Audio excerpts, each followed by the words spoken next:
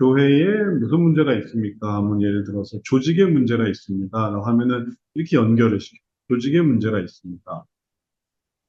그 다음에 조직의 문제에서 어떤 감정이 있습니까? 하면 그 다음 단계로 이게 전체로 가서 모든 게 다 적용이 되거든요. 예를 들면 뭐 분노가 있습니다. 하면 분노로 이렇게 연결을 시킬 수도 있고 아니면은 절망이 있습니다. 하면 절망으로 연결을 시킬 수도 있고 이런 식으로. 그래서 여기서 전체 이 전부를 보는 거예요. 가능한 길을 다 만드는 뭐 거기서 수치심이 있습니다. 이런 것도 있을 수 있고, 아니면은 죄책감이 있을 수 있습니다. 조직의 문제인데 죄책감이 있습니다. 이렇게 해서 전체가 다 선을 연결할 수가 있어요. 그러면 이렇게 하는 게 나중에 하고 나면은 이게 뭐가 이제 알게 되냐면은 이렇게 해서 예를 들어서 뭐 죄책의 문제가 있습니다. 수치의 문제가 있습니다. 라고 생각을 해보죠. 침대 이거 수치로는 수치의 문제, 그 다음에 수치스러운 것이 왜, 괴로운가, 그 속에 뭐가 있습니까? 할 때, 거기에 유익의 어려움이 있습니다. 라고 하게 되면은, 일단은 여기까지 한번 해보죠. 이런 식으로 이렇게 만들게 되다 보면, 이런 주제들이 어떤 양상을 보이게 되냐면은, 반복되는 양상을 가질 수가 있어요. 그렇지 말하면, 다른 주제로, 가정에서 뭐 순위의 문제가 있습니다. 근데 왜 순위의 문제가 있는가 하면은 수치가 또 여기에 또 연결이 됩니다. 창피해서요. 그럼 왜 창피한가 하면은 유익을 구하려고 하니까요. 그래서 이게 반복이 되는.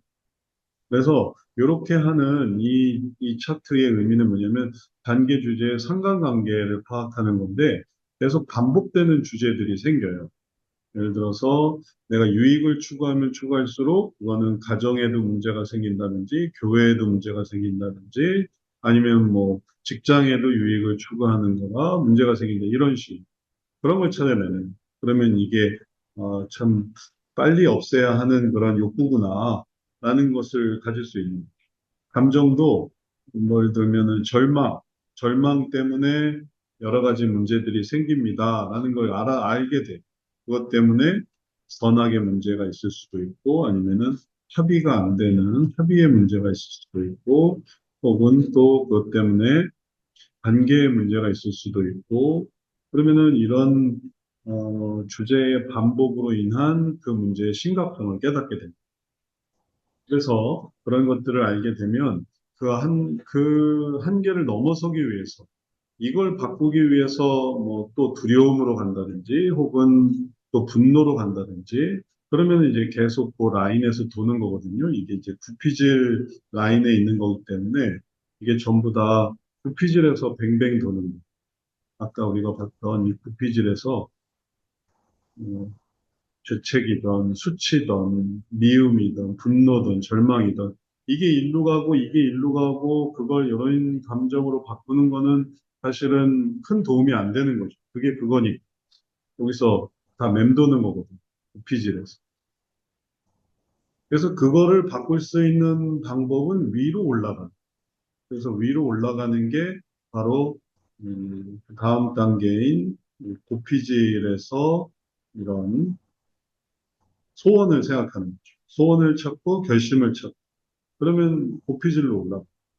그게 앞서 봤던 고피질의 수준으로 올라가게 돼.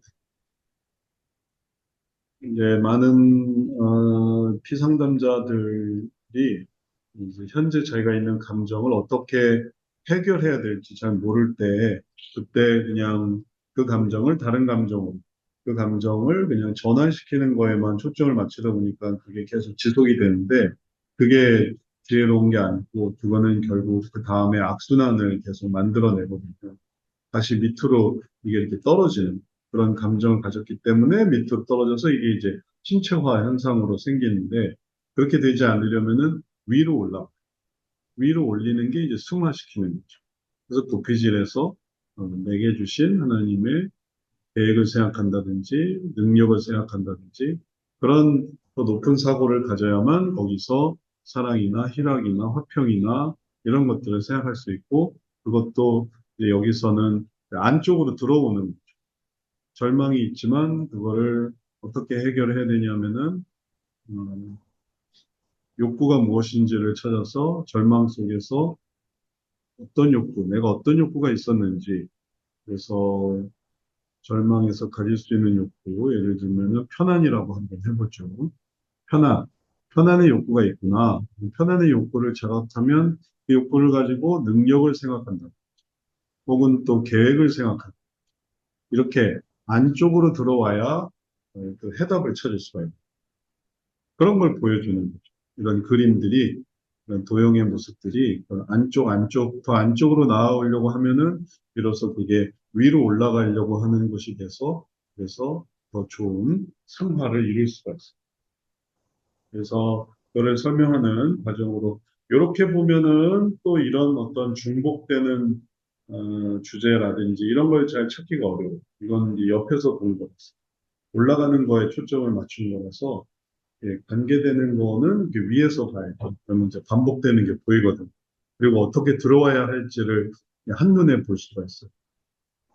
그리고 그런 성향들이 이 위에 계획, 능력, 희생, 여기까지는 좀 대인적이고, 그다음에 개인적이고, 그다음에 용서, 동행, 충만 이런 건 좀 대인적이어서 이게 위쪽에 있는 주제랑 아래쪽에 있는 주제가 좀 다르거든요. 그래서 그 사람이 어떤 사람인가에 따라서 적절한 주제를 선택할 때 이런 상관관계를 이해하는 게 도움이 되고, 그다음에 이렇게 해놓고 나면은 그 사람이 어떤 사람인지를 또 역으로 알 수 있고 그래요. 그래서 이런 것을 예를 들어서 이렇게 표시를 하게 할 수가 있어요. 그래서 이거를 음, 그래서 다시 시작하는데 이렇게 이런 식으로 이렇게 표현할 수 있는 그러면은 어떤 주제를 거쳐서 안으로 들어갔는지를 확인할 수 있어요. 이걸 이제 실습 시간에 또 많이 다르거든요. 지금은 이제 처음 배우는 거니까 이런 식으로 차트를 만들어 간다. 이게 계속 반복이 되다 보면 늘 그 걸리는 주제가 있고요. 그 걸리는 주제, 또 여러 가지 문제를 다루다 보면 반복해서 나타나는 그런 내용들이 있어요. 이런 주제도 되게 자주 나올 수 있는 주제. 지배하려는 성향이 있다 보면 미움이 생기고 그래서 합의가 안 되고 가정에 어려움이 생기게 된다. 역으로 생각할 수 있고 또 이것 때문에 다른 분야로 가서 직장에서 어려움이 생길 수도 있고 아니면 이것 때문에 뭐 학교에서 문제가 생길 수도 있고 그런 식으로 이 욕구가 참 바뀌어야 되겠구나. 그게 문제구나. 이런 자각들을 할 수 있도록 도울 수가 있겠습니다. 그래서 지금 보는 것처럼 이 A4 차트를 통해 관계주의 상관 파악을 쓸 때는 이런 식으로 쓴다. 이렇게 설명할 수 있겠고 그 의미는 여기서 그런 상관관계를 파악하기 위함이다. 이렇게 말할 수 있겠습니다. 실습생들도 그냥 무턱대고 하기도 하는데 근데 이 의미를 잘 이해해야 되겠죠. 그래야 이걸 계속 해나갈 수 있지. 이걸 가르쳐줘도 만약에 좀 이렇게 자료를 스스로 쌓아가지 못하면 여기서 생기는 그런 통찰을 좀 발견하기 어렵거든요. 통찰을 알아야 돼. 항상 연결되는 고리가 있다라는 걸 이제 발견해야죠. 그건 이제 자기가 만들어낸 차트에서 볼 수 있거든요. 계속 반복적으로 항상 연결되는 그런 부분들 그런 거 보면은 항상 절망하는 사람은 뭐 뭐든지 다 이것 때문에 생기는 그런 어려움이 많아. 그러면 그런 것들을 이 위로 올려서 절망을 좀 더 발전적으로 해서 예를 들면은 화평으로 간다라고 할 때 화평의 길을 어떻게 만들어야 될 것인가를 생각할 수 있는. 화평까지 연결해야 되는데 이 욕구가 뭔지를 파악하고 그다음에 그럴 때 좋았던 소원이 뭔지를 생각해야 그래야 화평을 가질 수 있으니까 그런 길을 찾아갈 때 이 차트를 잘 활용할 수 있겠습니다. 왜냐하면 이거를 이제 이렇게 연결하는 거랑 저렇게 연결하는 거랑 다르거든요. 절망의 이유가 뭐냐면 편안이다. 편안인데 편안해서 계획이 좋으냐, 능력이 좋으냐, 아니면은 희생이 좋으냐라고 할 때 어느 게 더 좋다라는 거를 이제 찾아서 이해해서 그 다음으로 넘어가려면은 통찰이